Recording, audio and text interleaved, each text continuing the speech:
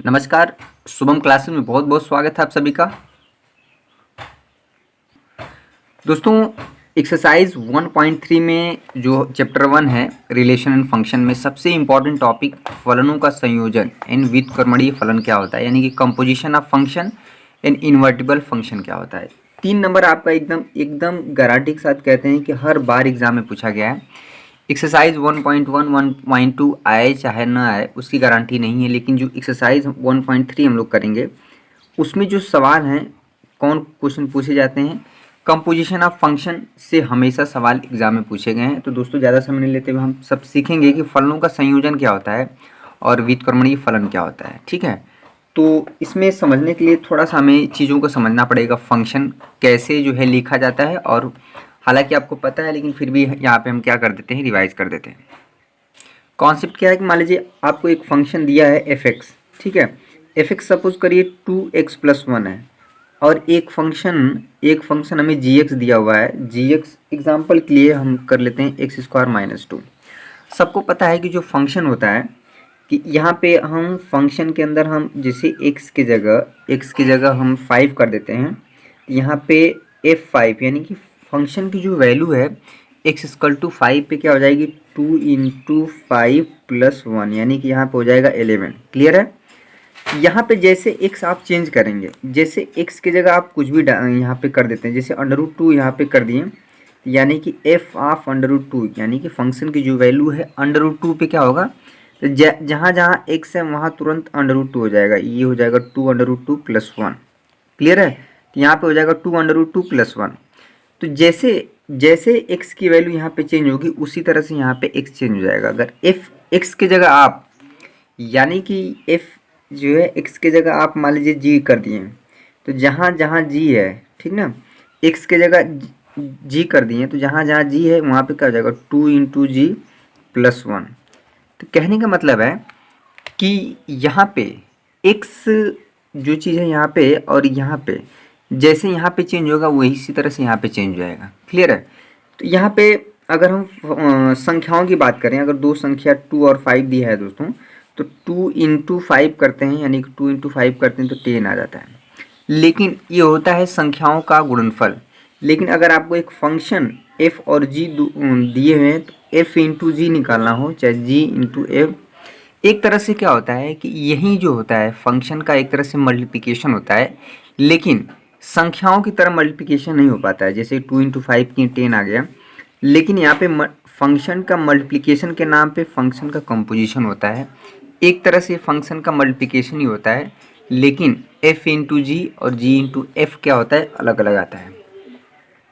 तो दोस्तों, यहाँ पे जो फॉग हमारा डिफाइन है FOG, यानी कि f × g, अगर दो फंक्शन f और g दिया हुआ है तो ये जो डिफाइन होता है ये होता है पहले f(g(x). क्लियर है, इस चीज़ को समझ लीजिए। ये टाइप 1 हो गया। टाइप सेकेंड दो ही पूछता है, f × g और g × f, यहाँ पे हो जाएगा टाइप सेकेंड। ये हमेशा एग्जाम में पूछा गया है और बड़ा ही इंपॉर्टेंट चीज़ है। टाइप सेकेंड क्या पूछता है, जो डिफिनीशन है g × f, ये ऑपरेट हो जाता है जो बाद में है। ध्यान दीजिए, यही बहुत इंपॉर्टेंट है। जो बाद में है वो पहले ऑपरेट हो जाएगा g(f(x). क्लियर है। तो ये चीज़ आपको याद होगा तब जाके आप सवाल कर पाएंगे। तो सीधे हम यही वाला क्वेश्चन करते हैं कि f(x) हमें दिया है 2x + 1 और g(x) दिया है x² - 2। तो फॉग और गॉफ निकालना है। दोस्तों, हमें फंक्शन f(x) दिया है 2x + 1, फंक्शन g(x) दिया है x² - 2। तो हमें निकालना है ये पहला जो चीज़ f × g, यानी कि इसको फॉग भी बोलते हैं। ठीक ना। ये डिफाइन कैसे है, सबसे पहले डिफाइन है f(g(x). क्लियर है। अब देखिए f(g(x), g(x) की वैल्यू क्या है हमारा, समीकरण 2 से x² - 2, तो यहाँ पे हो जाएगा f(x² - 2). क्लियर है। अब देखिए हम फंक्शन f(x) हमारा डिफाइन है 2x + 1, यानी कि x जैसे चेंज होगा वैसे यहाँ पे चेंज हो जाएगा। तो x की जगह जो है f(f(x), x की जगह x² - 2 हो गया है। तो समीकरण 1 से देखेंगे तो जहाँ जहाँ x होगा वहाँ पे क्या हो जाएगा, x² - 2 + 1। क्लियर है। तो यही चीज़ आपको समझना था, इसलिए हम पहले इसको मल्टीप्लाई कर दिए, 2x² 2 का मल्टीप्लाई करेंगे 4, यहाँ पे हो जाएगा +1, यहाँ पे 2x² -3, ठीक ना।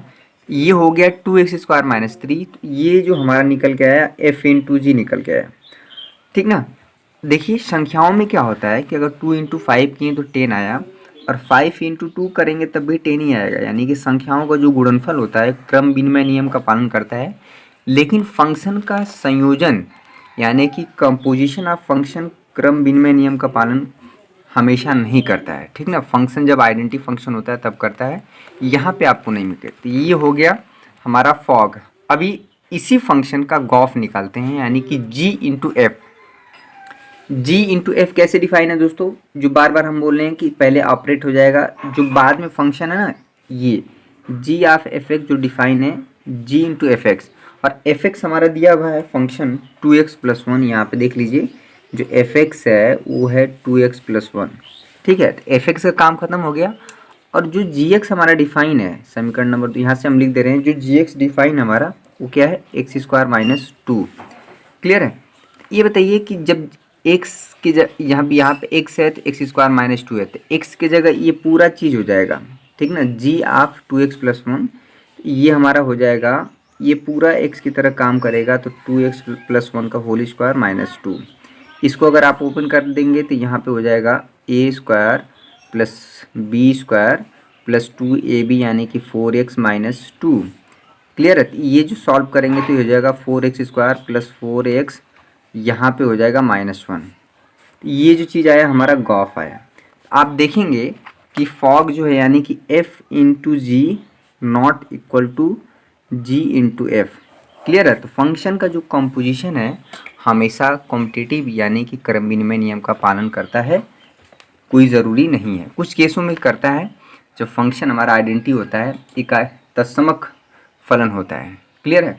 ये जो आपको कंपोजिशन ऑफ फंक्शन निकालना बहुत ज़्यादा इंपॉर्टेंट है, और भी क्वेश्चन हम करा देते हैं प्रैक्टिस के लिए। क्वेश्चन नंबर 2 देखिए, आज का एग्जाम्पल नंबर 2 है। एक फंक्शन f(x) दिया है x² + 4x + 2, इसे हम समीकरण नंबर 1 दे देते हैं। एक फंक्शन g(x) दिया है 2 sin x + 4, इसे हम समीकरण नंबर 2 दे देते हैं। यहाँ पे फिर से क्वेश्चन में गॉफ और फॉग पूछ रहा है।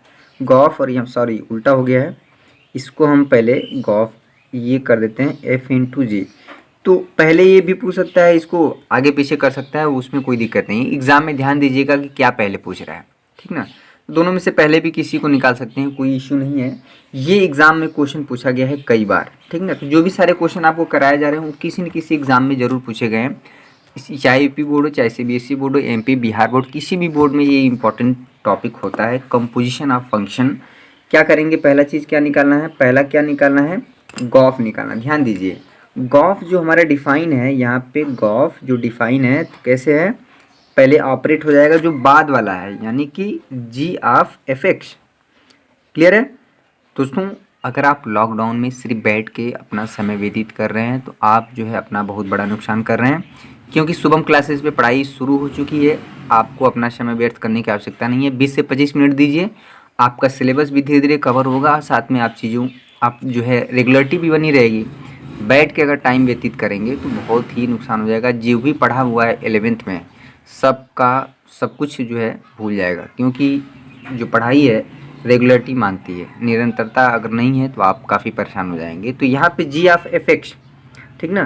तो f(x) हमारा क्या है, यहाँ पे जो f(x) हमारा दिया हुआ, ध्यान से देखिए f(x) समीकरण नंबर 1 से देख लीजिए, तो जहाँ f(x) है उसके जगह तुरंत रख दीजिए x² 4x + 2। 2-3 क्वेश्चन प्रैक्टिस करा देंगे, आप खुद करने लगेंगे। क्लियर है। अब देखिए जी, इसको पूरा समझिए कि ये पूरा x है, ठीक ना, x² + 4x + 2। अगर आपको कन्फ्यूज़न हो रहा है तो आप मान सकते हैं, माना जो ये जो है इसको कैपिटल X मान लीजिए, ठीक ना। ये जो कैपिटल X है वो है x² 4 + 4x + 2, इसको मान लेते हैं ना। ये हम मान लेते हैं कि माना जो कैपिटल x² + 4x + 2 इस कैपिटल X। तो जो यहाँ से देखा जाए तो ये हो जाएगा हमारा g ऑफ x। और समीकरण नंबर 2 से देखिए gx = 2 sin x + 4 है। अगर x के जगह कैपिटल X हो गया है तो ये जो चीज़ क्या हो जाएगा, 2 sine of capital X plus 4। यहाँ पे जैसे ही चेंज होगा वैसे ही यहाँ पे चेंज हो जाएगा x में, यही चीज़ हम पहले समझाए थे, ठीक ना। अब देखिए, अब कुछ मत करिए, 2 साइन x हमारा इसको रख दीजिए, ये है x square plus 4x plus 2 plus 4। ये हो गया दोस्तों आपका गॉफ, ठीक ना। 2 साइन ब्रैकेट में x square plus 4x plus 2 plus 4, ये हो गया हमारा गॉफ। अब दिखाइए फॉग। अब हमें निकालना है, इसी में हमेशा ये क्वेश्चन पूछा जाता है हर बार एग्जाम में, ठीक ना, बहुत ही इंपॉर्टेंट टॉपिक है। जो फॉग डिफाइन है दोस्तों, वो एफ ऑफ जी एक्स, यानी कि पहले जो है इस पे ऑपरेट होगा। तो जी एक्स की वैल्यू क्या है, जी एक्स की वैल्यू देखा जाए तो समीकरण नंबर 2 से 2 साइन एक्स प्लस 4 है। चलिए पहले जी एक्स रख दीजिए, यहाँ पे हो जाएगा 2, यहाँ पे साइन एक्स प्लस 4, ठीक है। अब देखिए इस चीज़ को पूरा यहाँ पे 2 साइन एक्स प्लस 4 को पूरा कैपिटल एक्स मान लीजिए। अगर आपको कन्फ्यूजन, कैपिटल एक्स मान लीजिए चाहे कैपिटल टी मान लीजिए, कुछ भी मान लीजिए, तो यहाँ पे हो जाएगा, इसको कैपिटल एक्स मान लेते हैं, ठीक ना। इसको आप मान लेंगे मन में, चाहे मान भी सकते हैं चाहे भी नहीं भी मान सकते हैं। अगर आपको प्रैक्टिस हो जाएगा तो इसको मानने की ज़रूरत नहीं होगी, खुद भी खुद लग जाएगा। क्लियर है। एफ ऑफ एफ एक्स, देखिए एफ ऑफ एक्स जो है, यहाँ पे एक्स की जगह अगर कैपिटल एक्स होता है तो capital x square plus 4 into capital x plus 2। तो यहाँ से ये जो निकल के आएगा फंक्शन, यहाँ पे हो जाएगा capital x square plus 4 into x plus 2। Clear है। ये जो है, अब देखिए एक्स क्या है हमारा, एक्स है हमारा जो हमने माना हुआ कैपिटल एक्स, वो है 2 साइन एक्स प्लस 4। तो जहाँ जहाँ कैपिटल एक्स है वहाँ पे 2 साइन एक्स प्लस 4 का होल स्क्वायर, यहाँ पे 4 एक्स की जगह क्या रखेंगे, जो कैपिटल एक्स है, यहाँ पे 2 साइन एक्स प्लस 4, यहाँ पे हो जाएगा प्लस 2। क्लियर है। तो ये हमारा जो है, ये हमारा, इसको सॉल्व करने की आवश्यकता नहीं है। आप चाहें तो a प्लस बी की होल स्क्वायर पे इसको तोड़ सकते हैं, चाहे नहीं भी तोड़ सकते हैं। तो बड़ा ही इंपॉर्टेंट टॉपिक है ये गॉफ और फॉग। देखिए किस तरह से निकल के आ रहा है। तीसरा क्वेश्चन हम खुद आपको देते हैं प्रैक्टिस के लिए, जो कि आपको खुद करने हैं, उसके बाद आपको खुद से मिला लेना है कि मेरा सही हुआ कि गलत। क्वेश्चन नंबर 3 देखिए, एक फंक्शन एफ एक्स दिया हुआ है कॉस एक्स। फंक्शन जो है रियल नंबर से रियल नंबर में डिफाइन है, ये उतना इंपॉर्टेंट नहीं, ठीक है। जब आप फंक्शन की डोमेन और रेंज की बात करते हैं तो काफ़ी इंपॉर्टेंट होता है, लेकिन यहाँ पे गॉफ और फॉग, यानी कि आपका जो फंक्शन डिफाइन है f x is equal to cos x है, इसको समीकरण नंबर 1 दे दीजिए। और ये जो फंक्शन जी एक्स डिफाइन है, G x is equal to 3x square, इसको समीकरण नंबर 2 दे दीजिए, ठीक ना। तो फिर से यहाँ पे हमें क्या निकालना है, पहला जो चीज़ है आपको खुद करने है क्वेश्चन, ये f इंटू जी निकालना है, और दूसरा जो चीज़ है यहाँ पे वो है g इंटू एफ, ठीक ना। तो आप खुद करेंगे, ये बहुत ज़्यादा कठिन नहीं है, ठीक ना। किसी भी बुक में आप देखेंगे, कोई भी बुक हो, तो चाहे एग्जाम्पल में चाहे एक्सरसाइज में आपको मिल जाएगा। क्वेश्चन नंबर 4 जो है एग्जाम्पल में, जो एनसीईआरटी का एक एग्जाम्पल है वो हम करा देते हैं। काफ़ी बार एग्जाम में पूछा गया, बहुत इंपॉर्टेंट क्वेश्चन है, बहुत ही इंपॉर्टेंट क्वेश्चन है, और ये हर बार एग्जाम में पूछा गया। क्वेश्चन नंबर 4 आप एनसीईआरटी के एग्जाम्पल में क्वेश्चन मिल जाएगा, हम क्वेश्चन लिख दे रहे हैं। देखिए f x is equal to 4x plus 3 upon में 6x माइनस 4। यहाँ पे दिया है कि x की वैल्यू जो है 2/3 नहीं हो सकती। क्यों नहीं हो सकती, क्योंकि जैसे ही x की वैल्यू, x की जगह आप 2/3 रखेंगे, ये जो है राइट हैंड साइड हमारा इनफाइनाइट आ जाएगा। इसलिए ये फंक्शन जो है, ये जो फलन है, x के हर एक वैल्यू के लिए परिभाषित है। परिभाषित होने का मतलब है कि x के हर एक वैल्यू के लिए एक फाइनाइट वैल्यू आएगी, एक फाइनाइट वैल्यू आएगी, लेकिन x इजकल टू 2/3 पे ये जो वैल्यू आएगा इनफाइनाइट आएगा। क्लियर है। इसलिए इसमें बोल दिया है कि x आप हर एक वैल्यू ले सकते हैं एक्सेप्ट 2/3, यानी कि 2/3 को छोड़। इसमें जो क्वेश्चन में पूछ क्या रहा है, बड़ा ही इंपॉर्टेंट चीज़ है। इसमें पूछ जो रहा है, इसमें ये पूछ रहा है फॉफ, ठीक ना, यानी कि फंक्शन ऑफ फंक्शन। जैसे 2 का अगर हम 2 में मल्टीप्लाई करें तो 4 आता है, उसी तरह एक फंक्शन अगर दिया है तो उसी फंक्शन का उसी फंक्शन के साथ कंपोजिशन हो सकता है। कंपोजिशन के नाम पे फंक्शन का जो मल्टीप्लाई होता है वो कंपोजिशन होता है, ठीक ना। आप सिंपली जैसे संख्याओं का मल्टीप्लाई करते हैं उस तरह से फंक्शन का मल्टीप्लाई नहीं होता है, लेकिन उसी सेंस में हम चीज़ों को समझते हैं। यानी कि एफ ऑफ एफ पूछ रहा है, बड़ा ही इंपॉर्टेंट है, बहुत बार एग्जाम में पूछा गया है, एनसीईआरटी के एग्जाम्पल में मिलेगा ये। ठीक ना। तो ये एफ ऑफ एफ का मतलब क्या है, हमारा जो एफ ऑफ एफ का मतलब होता है कि यहाँ पे पहले इस पे ऑपरेट हो जाएगा F of F x. Clear है। और समीकरण एक से अगर ध्यान देखें तो एफ एक्स हमारा जो डिफाइन है 4x+3 अपान में ये जो चीज़ है, पहले यहाँ पे ये चीज़ आप लिख दीजिए, यहाँ पे हो जाएगा 4x+3 अपान में यहाँ पे हो जाएगा 6x-4। क्लियर है। चलिए अब जो है ये कहाँ से आया, जो एफ एक्स जो था समीकरण एक से, ठीक ना। अब जो है हमें क्या करना है कि इस पूरे चीज़ को अगर आप टी मान लेते हैं, जैसे मान लीजिए माना, उसमें जो कन्फ्यूज़न होता है ये टी मान लीजिए चाहे कैपिटल एक्स मान लीजिए, ठीक ना। इसको यानी कि कैपिटल एक्स जो है हमारा क्या माने है 4x+3 अपान में, इसको जब आप कर लेते हैं तो ये काफ़ी आसान हो जाता है, ठीक ना। ये पूरा जो कैपिटल एक्स है उसको क्या है 4x+3 अपान में 6x-4, इसको पूरा कैपिटल एक्स मान लिए हैं। तो ए एफ एक्स है। तो बताइए ये जो फंक्शन है हमारा इक्वेशन नंबर 1 जो डिफाइन है, अगर x की जगह आप कैपिटल एक्स करेंगे तो राइट हैंड साइड भी जहाँ जहाँ स्मॉल एक्स है वहाँ कैपिटल एक्स हो जाएगा। यानी कि ये जो है हो जाएगा 4x+3 अपान में, यही चीज़ हम शुरू में बताए थे कि जैसे ही x चेंज होगा, x की जगह कैपिटल एक्स कर दीजिए, x की जगह √2 रख दीजिए, तो उसी हिसाब से जो राइट हैंड साइड में x होगा वो चेंज हो जाएगा, ठीक ना। अब ये जो है कैपिटल एक्स की वैल्यू रख दीजिए, कैपिटल एक्स की वैल्यू क्या है यहाँ पे 4x+3 अपान में यहाँ पे 6x-4। इसको थोड़ा सॉल्व करना पड़ेगा, बड़ा ही इंपॉर्टेंट क्वेश्चन है ये, बहुत बार एग्जाम में पूछा गया है।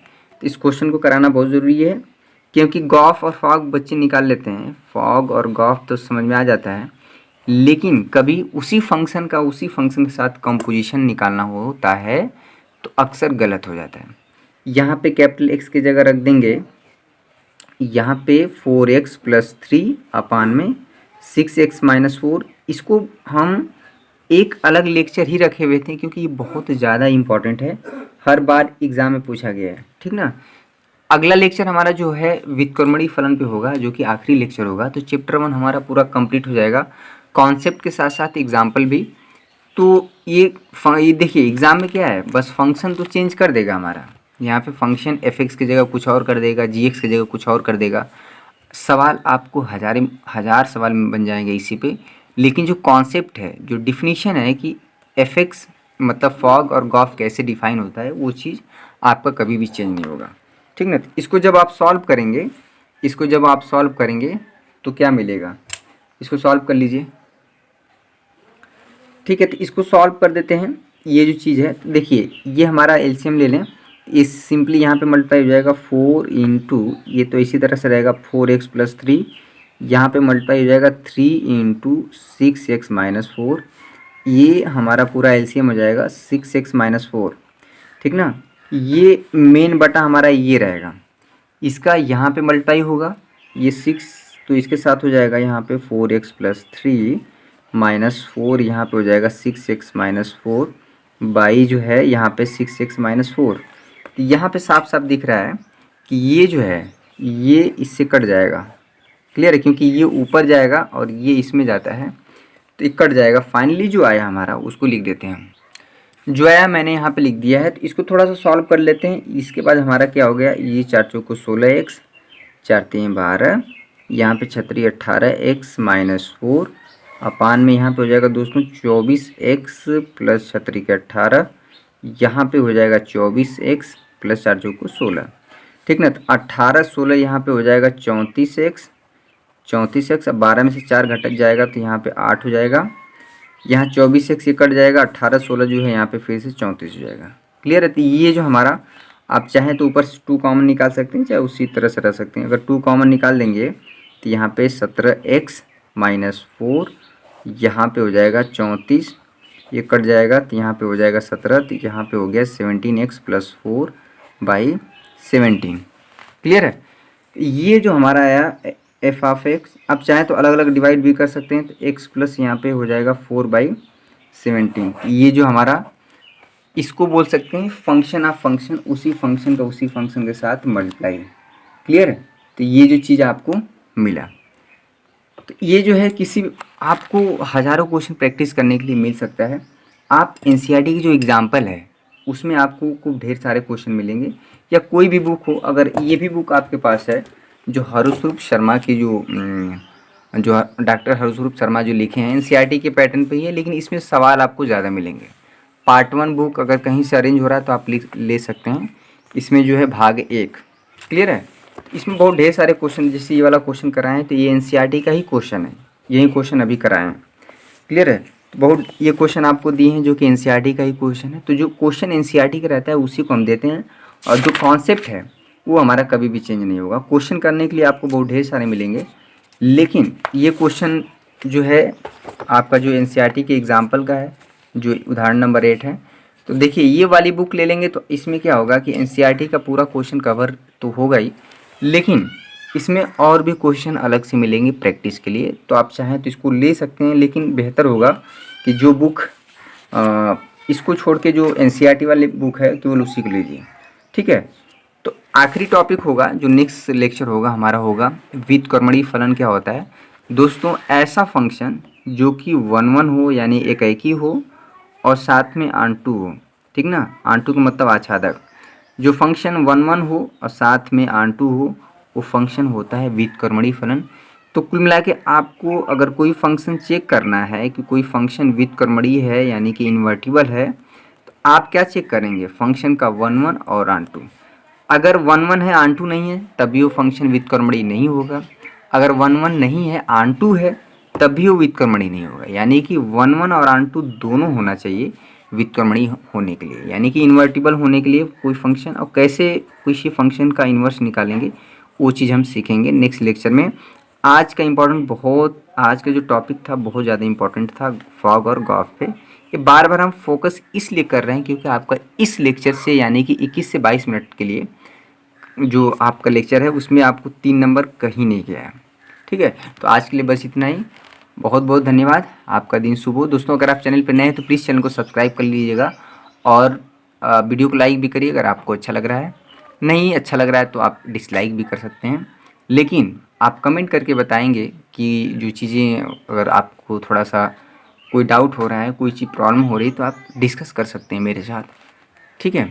तो आज के लिए बस इतना ही, बहुत बहुत धन्यवाद।